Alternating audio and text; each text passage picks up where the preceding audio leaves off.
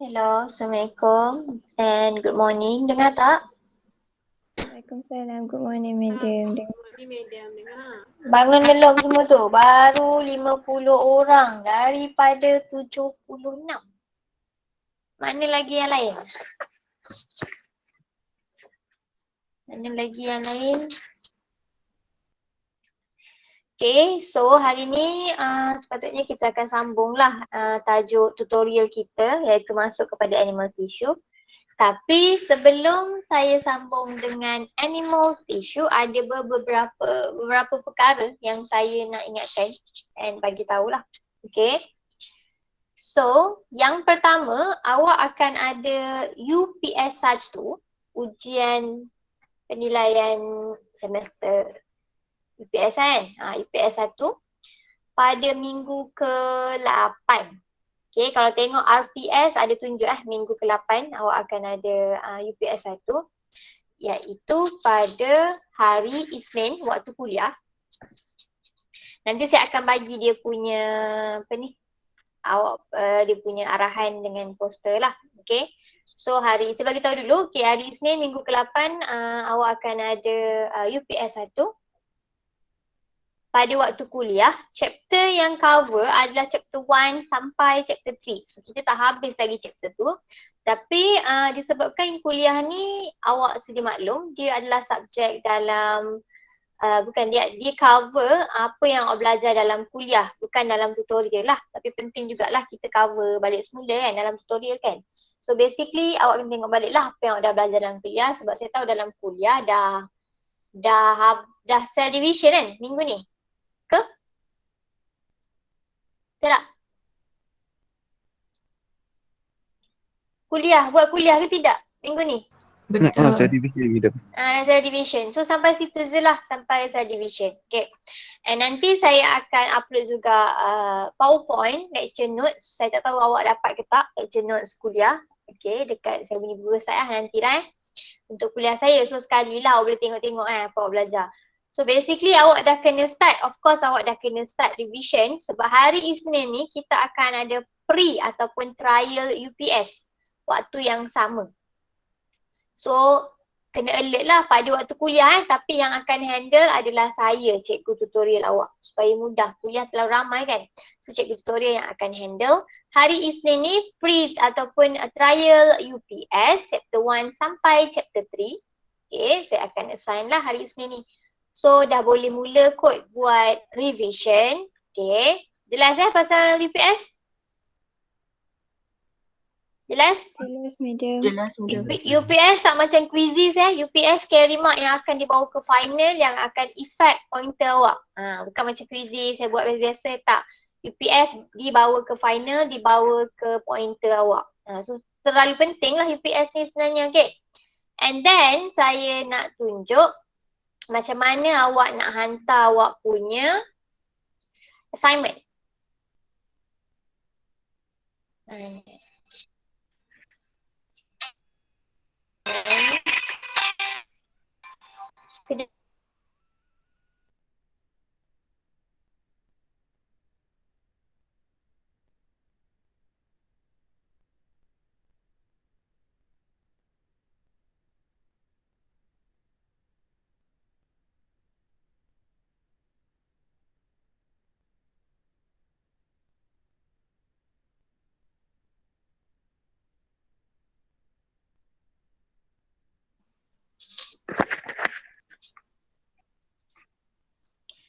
Okay, so nampak tak?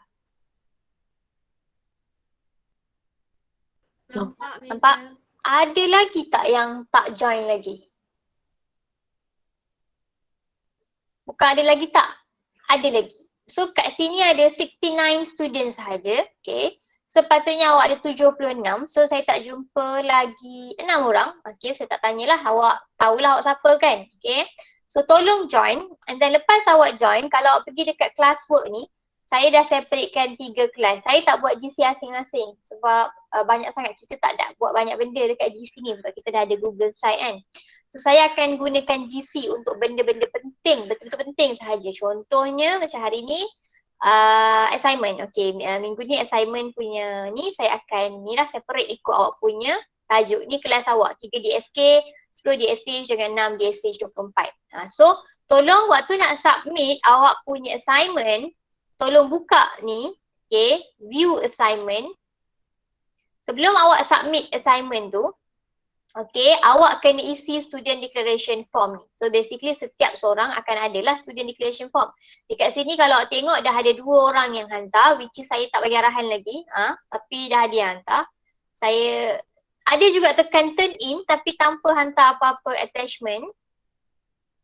Okay, so basically bila saya buka tak ada file. So awak kena tarik balik turn in awak ni, letak dulu awak punya assignment, barulah awak hantar. Faham tak? Faham tak? Faham.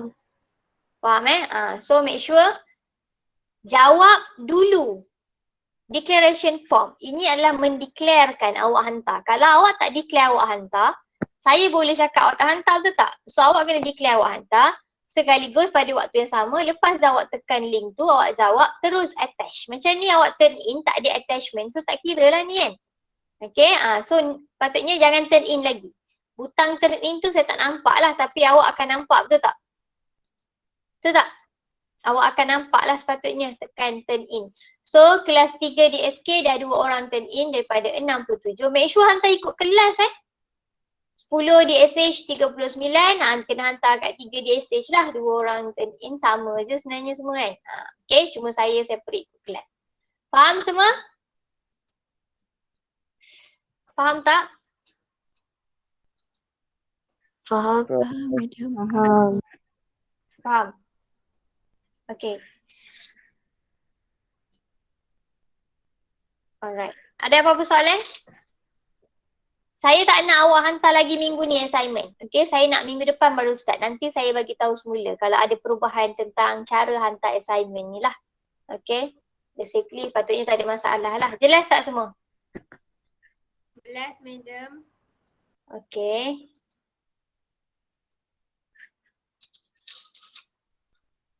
Next, kita akan sambung terus dengan chapter 2. Okay, kita akan sambung terus dengan chapter 2 iaitu tajuk animals tissue. Okay. Boleh?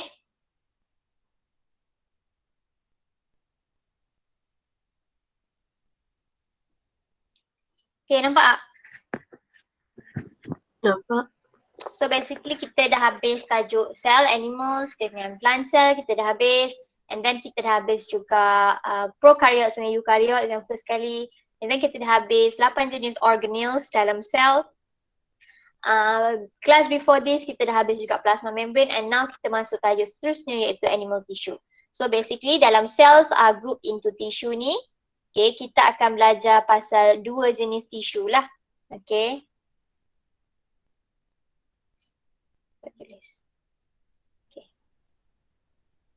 Kita akan belajar tentang 2 jenis tisu iaitu animal tissue dengan plant tissue. Kalau sebelum ni kita belajar animal cell dengan plant cell, sekarang kita forward ke tissue. Okay? Sebab awak tahu banyak-banyak cells akan menghasilkan atau akan menjadikan dia tisu, betul tak? So kita akan tengok the first one adalah animal tissue.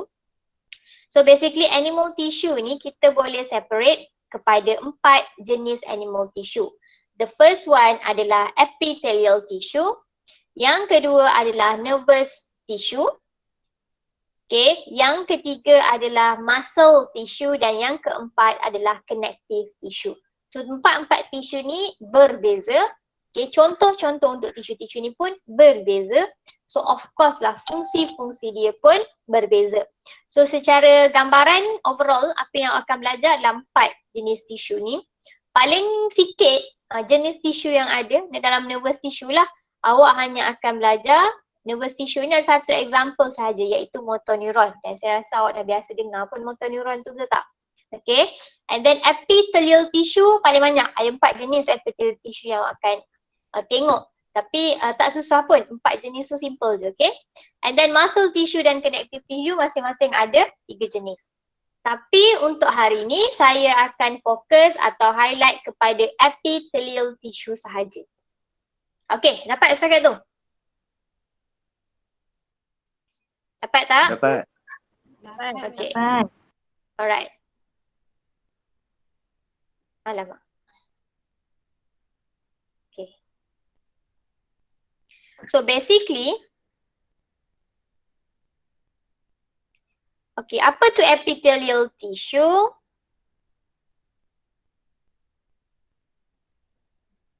Okay, apa tu epithelial tissue?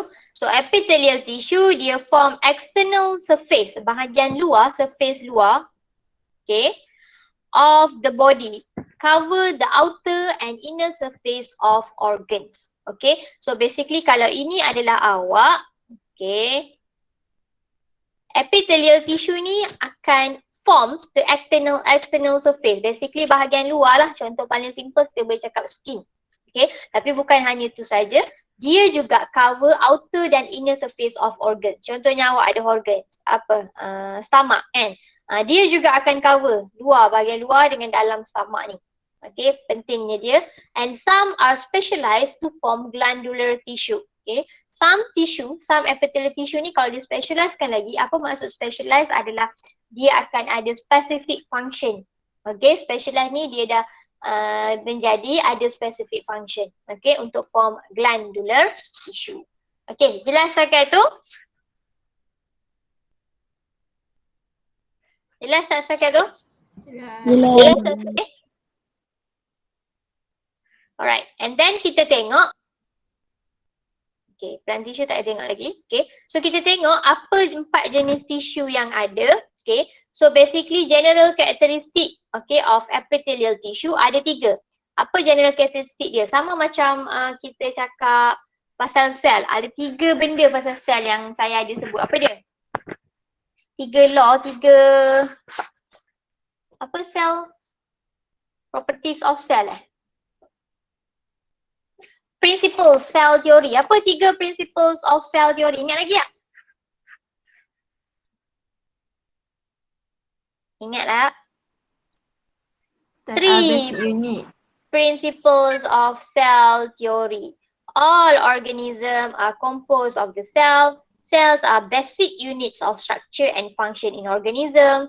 Cells come only from pre-existing cell by cell division. So 3 tu adalah 3 principles of cell theory. Tapi hari ni kita tengok dalam epithelial tissue, dia ada 3 general karakteristik lah. So basically cells ni, epithelial tissue ni adalah base. Cell at the base are attached to a thin sheet of connective tissue called basement membrane. So basically sel-sel yang dekat bahagian base ni akan attached to a connective tissue called basement membrane. So kalau nampak lukisan saya sebelah ni, yang bawah ni adalah basement membrane, warna coklat gelap. Nampak? Jelas? Nampak tak? Nampak.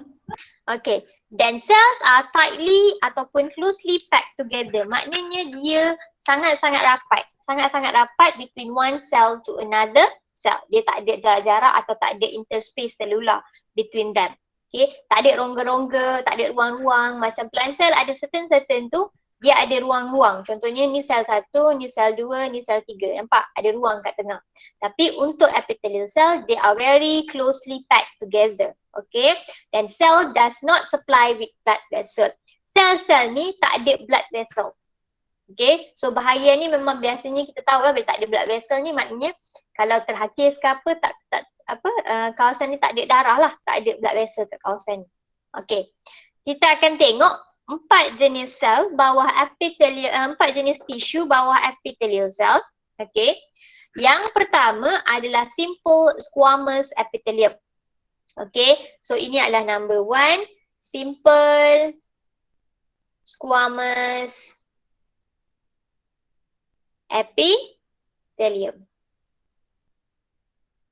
Okay, so simple squamous epithelium. Nama pun simple. So antara 4 sel dalam epithelial cell ni, sel ni paling simple. Okay, jelas tak? Jelas tak setakat tu? Faham tak apa maksud paling simple? Faham. Okay. Apa maksud squamous?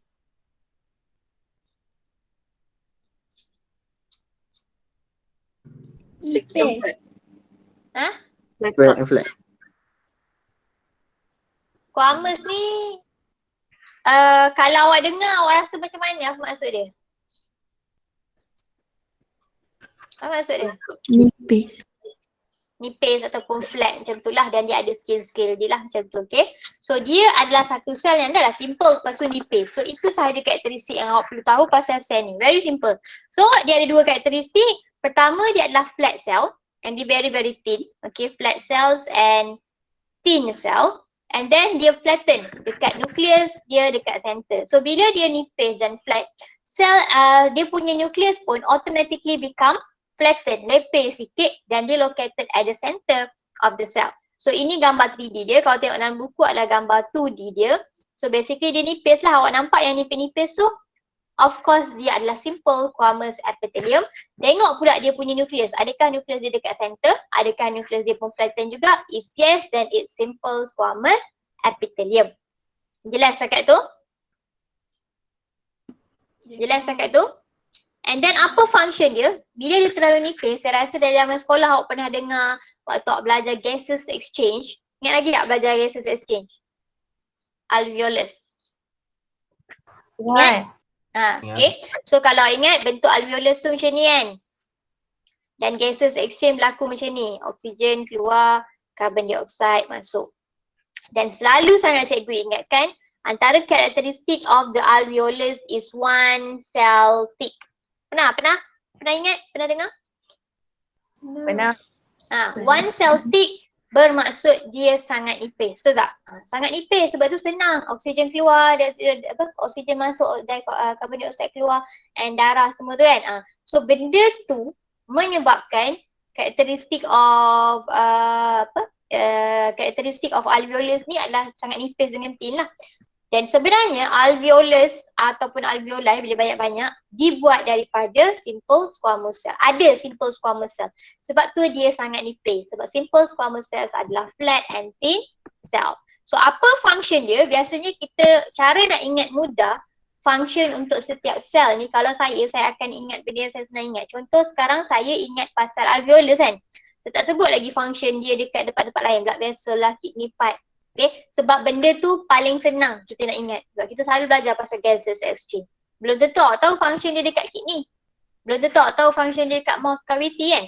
So kita ingat satu contoh dengan satu function lah. So awak dah pernah belajar gases exchange. Okay, and then awak tahu contoh dia adalah alveolus ataupun alveoli. So awak tahu dia punya function adalah dia nak regulate, regulate movement substances atau materials exchange by diffusion. So materials exchange ni contoh yang saya kata carbon dioxide dengan oksigen tu sendiri by diffusion.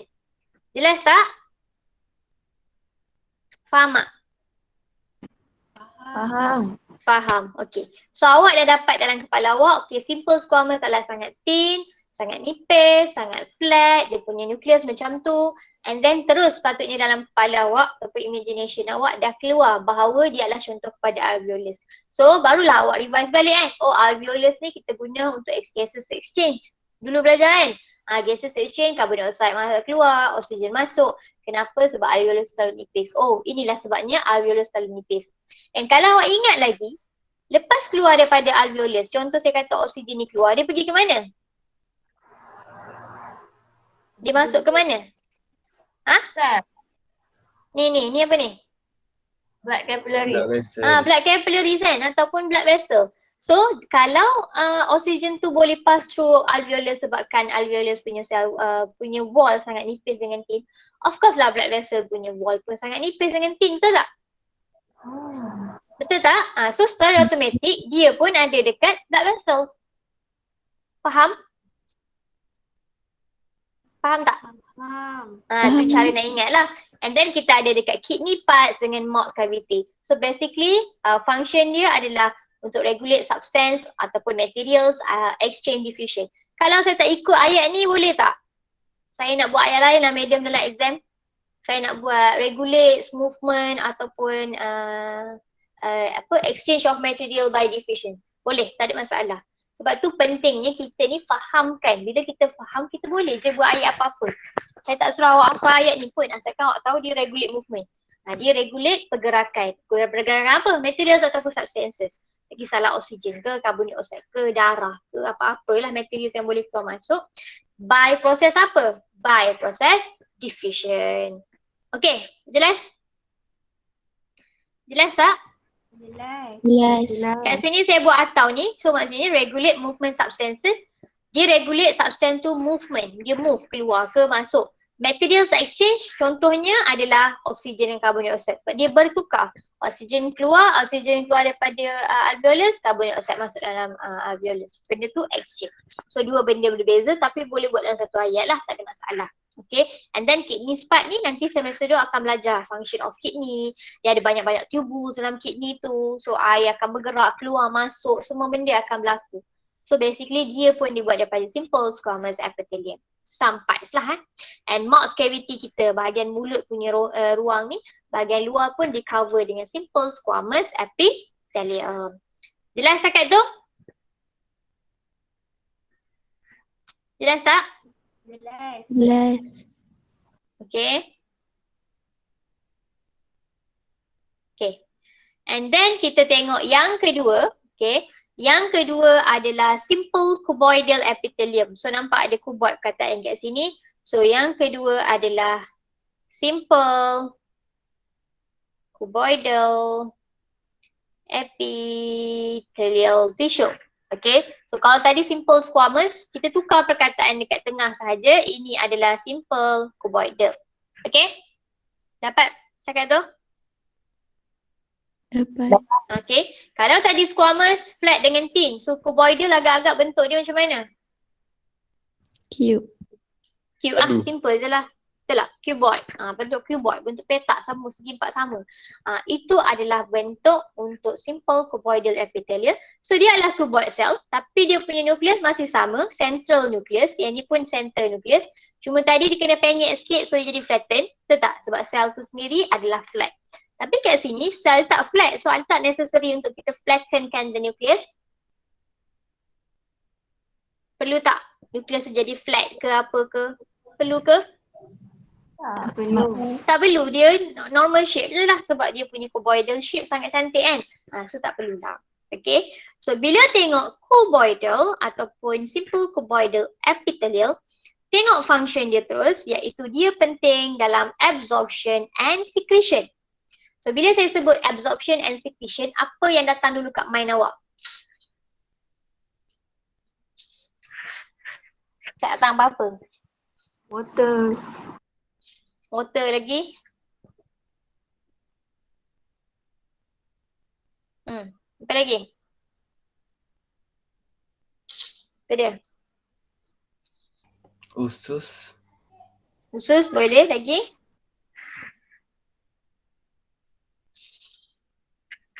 Awak tak belajar kidney dulu sebelum ni? Ada belajar sekolah? Belajar. Ada?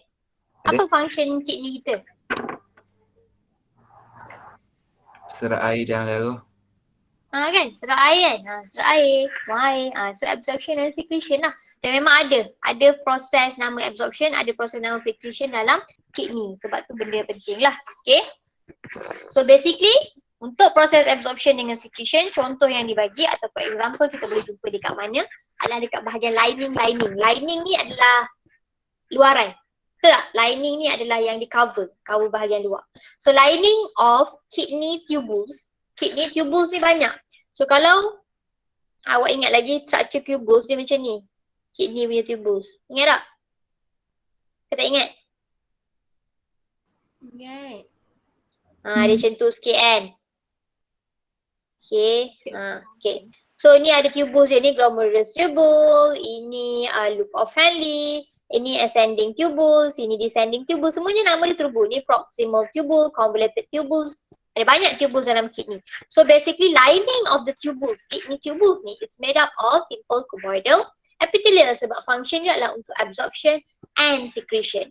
So waktu dekat sini, kenapa kita sebut absorption and secretion? Awak tak belajar, tak ingat lah awak belajar ke tak? Banyak benda yang akan secrete daripada tubus, banyak juga benda yang akan absorb ke dalam tubus. Dekat semua parts of the tubus. Sepanjang lalunya darah kita dalam tu, ada botol lah, ada macam-macam lah benda ni kan. Material-material yang nak buangnya, nak jadi urinnya, semua ni kita proses kat kidney. So kidney sangat penting lah basically, betul? So basically dia buat daripada simple cuboidal epithelium. Okay, so dia boleh jadi kidney tubus ataupun lining of duct and glands. Siapa tak pernah dengar duct and glands? Apa tu duct? Apa tu glands?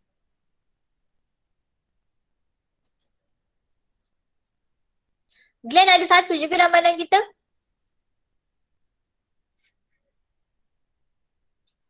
Gland tu apa gland?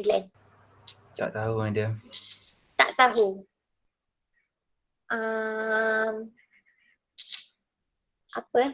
Pak yang selalu dengar pituitary gland pernah dengar? Pituitary glands. Kelenjar, madam. Kelenjar. Yes, kelenjar. Pituitary gland pernah dengar kan? Dekat hypothalamus kita ada gland. Dia macam kelenjar yang berbentuk macam ni kan? Tak kisahlah bentuk macam ni. Macam bentuk kelenjar lah. Betul? Kalau duct of gland ni, the major salivary gland. Dia adalah gland paling major untuk kita produce saliva atau simpan saliva kita. So duct of gland, contoh dia adalah saliva atau salivary glands kita. So dia akan lining juga dekat kawasan itu. Simple cuboidal cell ada kat situ sebab untuk absorption dengan secretion. Jelas sakit tu? Jelas. Okey, lepas tu biasalah kalau bio saya kata dia akan susun daripada simple kepada yang lagi kompleks atau complicated ataupun lebih ni kan, complete kan. Okay, so basically kita tengok yang ketiga adalah simple columnar epithelium. Okay, dia masih simple. Betul tak? Nama dia ada simple lagi kan?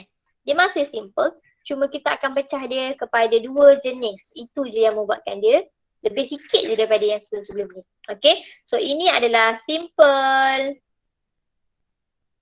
columnar epithelium. Okay, so simple columnar epithelium, bila dengar dekat nama dia, orang rasa bentuk dia macam mana? Bentuk dia macam mana? Dengar tak ni? Dengar. Bentuk dia macam mana? Bentuk dia, nama dia simple columnar epithelium. Panjang-panjang. Kolom kan? Kalau simple cuboid dia bentuk cuboid, simple columnar bentuk kolom. Kolom tu memanjang dari atas ke bawah. Itu adalah kolom. Okay. So simple columnar epithelium, of course dia berbentuk elongated cell ataupun column shape. Okay. Dan dia punya nukleus ataupun nucleus, okay, bukan dekat center dah. Dia near the base. Dekat dengan base yang saya cakap coklat gelap ni. So dia dekat dengan base dia. Faham? Faham tak saya kata tu? Faham Nukleus dia dekat dengan base. Bukan dekat tengah-tengah anymore. Okay. Dan untuk simple columnar cell ni, kebanyakan simple columnar cell akan ada goblet cell. So ni contoh bentuk goblet cell yang dia akan simpan mucus ataupun dia akan trap dust. Dia akan secrete mucus bila kita perlukan. Apa fungsi mucus dalam simple columnar cell? Mucus tu macam mana orang rasa? Lendir? Yes, lendir. So orang rasa untuk apa dia nak secrete mucus kat kawasan tisu? Fikir je, tak payah, saya tak akan cakap salah. Maksudnya kita belajar sama-sama. Bila daya ni lebih banyak kepada fikir lah. Kalau awak ingat benda tu, kenapa nak secrete mucus kat kawasan ni? Orang rasa lendir tu nak buat apa kat kawasan ni?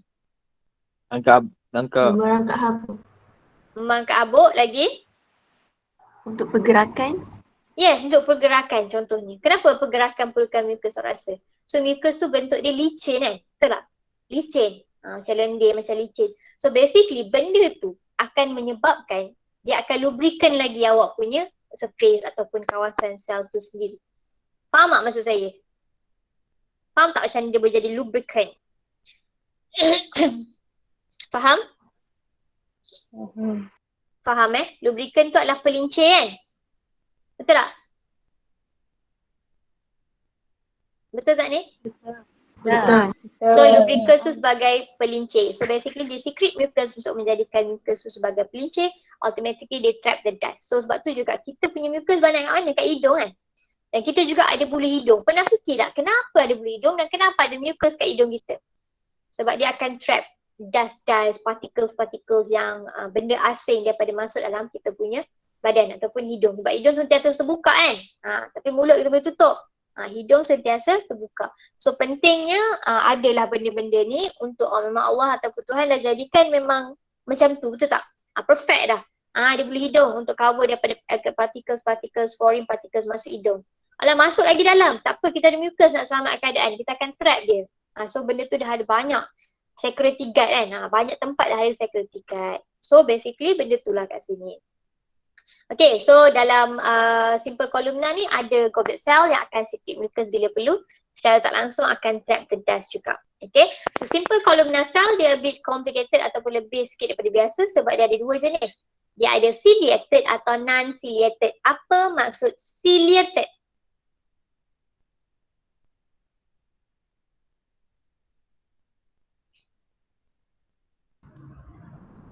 Apa maksud ciliated? Dia ada cilia kan? Cilia tu Cilia macam tu apa? Cilia tu macam dia macam rambut tapi Yes. dia boleh bergerak tu. Betul. Yang lain pernah dengar tak cilia? Pernah. Microvilli pernah dengar? Pernah. Apa beza dua tu? Itu saya sebut dah rasa. Cilia lebih nipis daripada microvilli. Okay, faham? Cilia ni pendek sikit ataupun lebih nipis daripada microvilli. Tapi dua-dua biasanya function yang lebih kurang. Iaitu apa function dia sebagai, contohnya dia ada kat atas sel atau kat mana-mana. Apa function dia? Untuk apa? Biasa kat sel intestine pun ada, betul tak? Sebelum ni pun kita belajar ada untuk apa? Kalau dekat tip Fallopian tu dia ada yang movement untuk ovum tu kan? Betul. Yes, betul. So kalau awak pernah belajar reproduction, okay, fallopian tube, okay. So ini adalah awak punya uterus, okay. And then ini adalah kita punya fallopian tube, okay, untuk perempuan lah kan. And then sini adalah kita punya ovary yang akan keluarkan ovum, okay. So basically bila ovum tu keluar, okay, katakan berlaku fertilization or all that lah, tak kisahlah kan. Apa yang berlaku adalah kita punya ovum ni yang dah fertilize ni akan perlu digerakkan ke sini, betul tak? Tempat untuk implantation. Implantation tu penanaman. Sebab tu kita punya zygote akan ditanam atau implant at the surface ataupun base of the uterus dekat sini. Tu ya kalau kita dengar orang cakap apa, tak kuat kan, rahim tak kuat. Maksudnya dia tak berjaya implant dengan kuat dekat sini. Itu implantation lah. So apa yang saya cakap, dekat kawasan fallopian tube ni semua akan ada cilia. Macam Fatihah cakap ada cilia. So cilia ni akan menggerakkan, okay, cilia bentuk macam rambut-rambut kan. So dia akan menggerakkan ovum tu ke depan lah, ke bawah ni. Faham tak? Dia yang tolong gerakkan for movement of the ovum towards the uterus. Faham tak yang lain? Boleh imagine tak macam mana benda tu? Boleh medium faham. Boleh kan? So kita tak belajar detail lagi reproduction, chapter 9 nanti kita belajar. Tapi boleh imagine lah kan? So dia akan gerak-gerakkan lagi the ovum tu. Sebab tu okay, so alang-alang kawan nak dah cakap function dia untuk gerak-gerakkan. So kita nampak tak function number 1 dia? Move substances. Faham tak? Move substances. Maknanya benda ni awak tak payah hafal pun, awak boleh fikir, betul tak? So satu lagi, bila saya kata filter foreign particles, kenapa awak rasa dia boleh filter foreign particles? Kenapa sel ni boleh filter foreign particles? Sebab apa? Sebab apa? Tadi kita dah sebut awal-awal tadi. Apa? Kenapa dia boleh filter foreign particles? Sebab ada mucus. Betul tak? Yang lain faham tak kenapa saya relate macam tu? Faham tak? Faham. Faham? Okay. So tengok location pula dekat mana benda tu ada. Okay. So basically untuk move substances tadi macam Fatihah cakap and saya dah explain, ada dekat bahagian uterus dengan fallopian tube. Untuk apa? Untuk move substance. Filter foreign particles, saya dah cakap juga bahawa dia adalah efek daripada adanya mucus kat kawasan goblet cell yang akan secrete mucus kat daripada sel ni sendiri.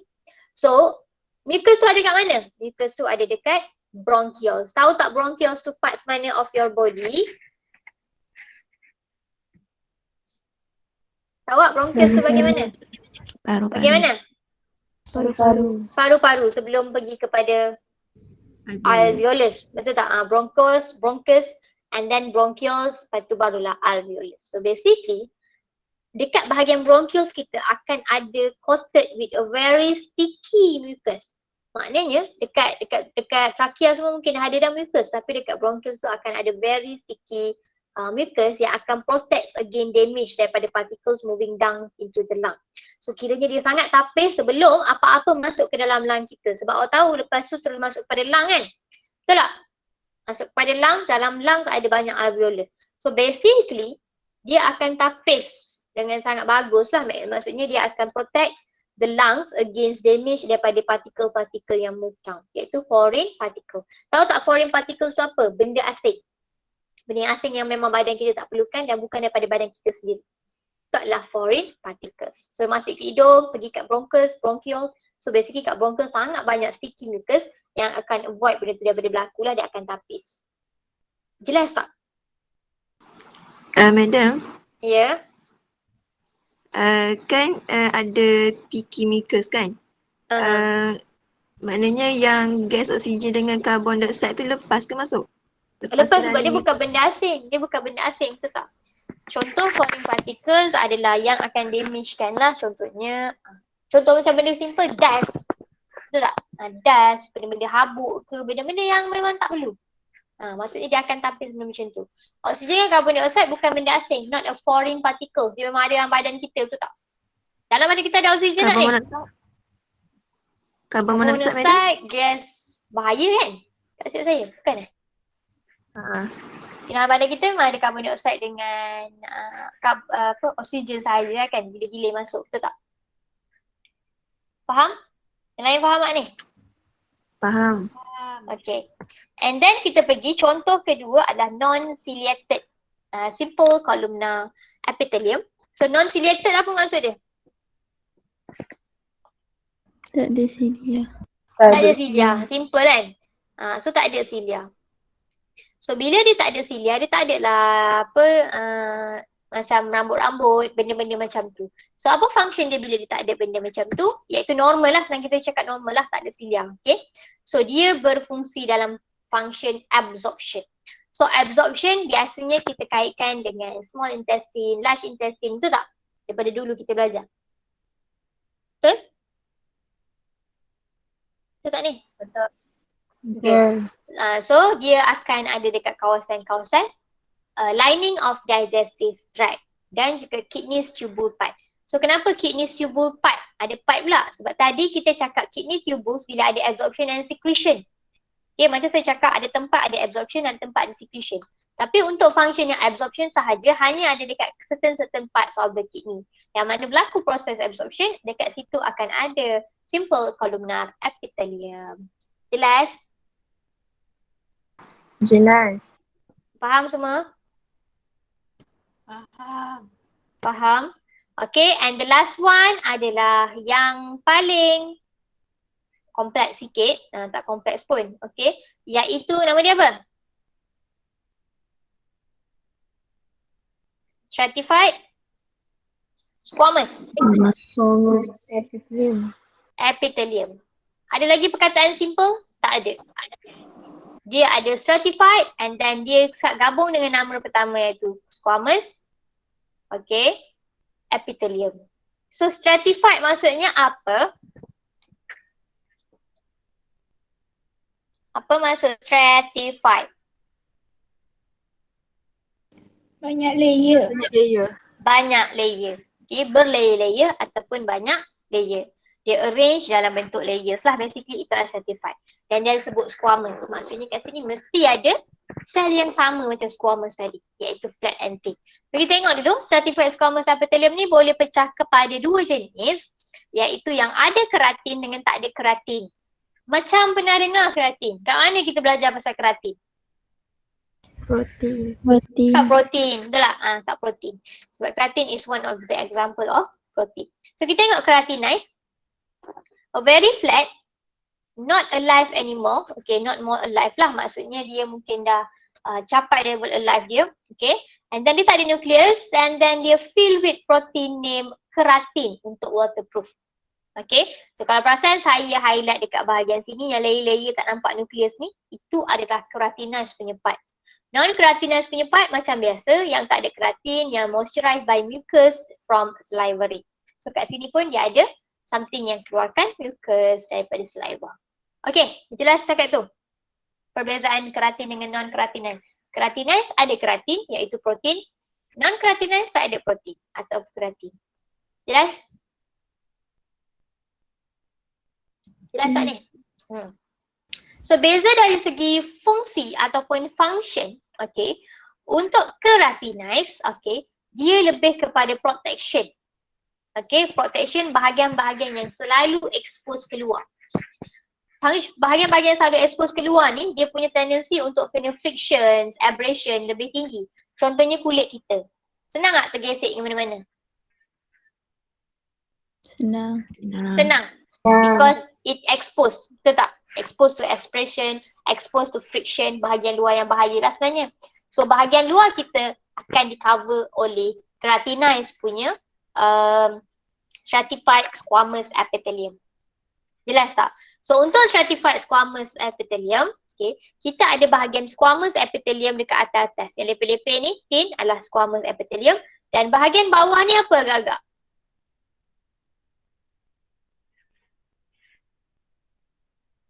Apa? Bentuk apa tu? Cuboid. So kita gabungan antara number 1 dengan number 2. Kita ambil simple squamous sikit, kita ambil simple cuboidal sikit. Kita gabung, jadilah yang keempat, stratified squamous epithelium. Okay, jelas? So contoh untuk keratinized adalah dekat skin sebab dia expose kan? Okay. Faham tak ni? Faham tak? Okay, so non-keratinized, saya cakap tadi dia tak ada keratin, dia moisturized by mucus and so on. Tengok function dia, dia pun protection juga.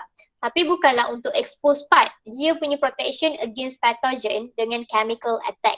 So dua ni sangat kontra. Kalau tadi dekat bahagian yang terbuka, sangat-sangat terbuka, sangat-sangat expose. Tapi untuk non-keratinized ni, dia dekat bahagian yang sangat-sangat tak expose.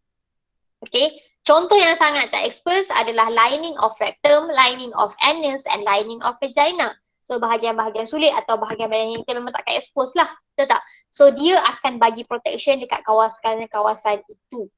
Okay, nak protect against apa? Okay, dia protect against benda-benda lain, benda-benda yang tak nampak dengan mata kasar. Pathogen and chemical attack. Sebab tu dia ada non-keratinized punya kat situ. Okay, faham setakat tu? And then bahagian mana lagi yang kita tak expose? Mouth, throat, esophagus, benda-benda kat dalam. Tak nampak juga.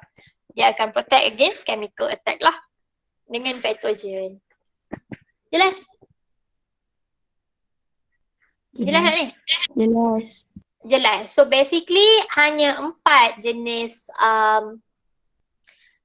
sel yang kita belajar. Okay. Ada apa-apa soalan?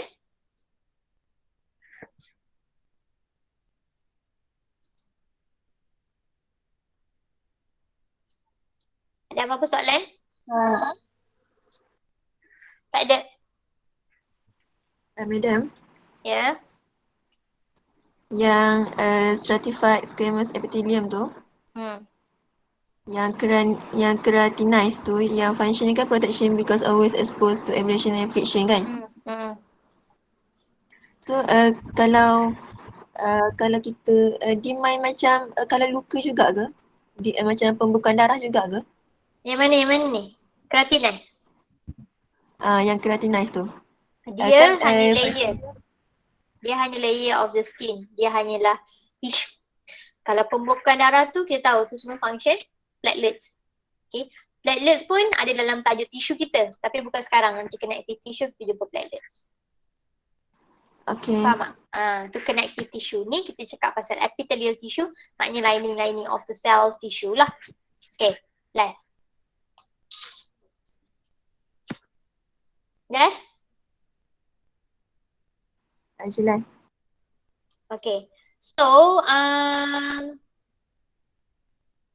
tak lepas pula internet saya. Saya nak bagi quizzes. Ada 10-20 soalan je. Laju-laju Kejap je boleh? Tajuk ni je. Memang simple. Saya tunjuk gambar-gambar je sebenarnya. So, saya bagi terus link dekat mana ni? Dekat awak kita punya ni lah. Sekarang. Sekejap. Tanya subjek apa? Madam, kod Ya? hari ni. Kod. Oh, kod hari ni. Kod hari ni adalah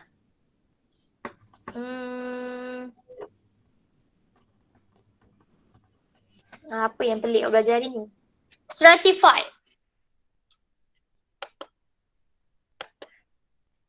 Stratified. Ya, yang keempat tu.